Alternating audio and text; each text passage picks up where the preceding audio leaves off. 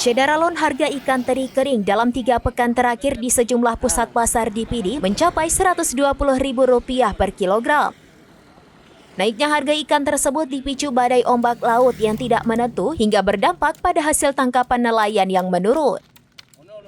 Ayub Yatim 51 tahun, pedagang ikan teri di Gampung Sukun mengatakan melambungnya harga ikan teri ini dikarenakan oleh minimnya hasil tangkapan nelayan dalam 3 pekan terakhir.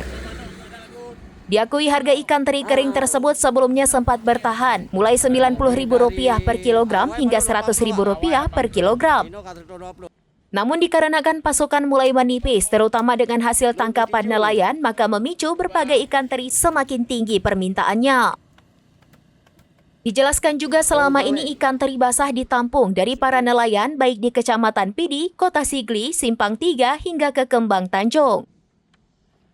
Adapun kisaran harga tampung ikan teri basah dikisarkan Rp80.000 per kilogram hingga Rp90.000 per kilogram.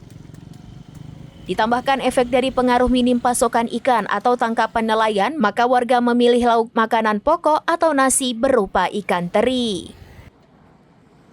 Dari Pidi, Idris Ismail, serambinews.com.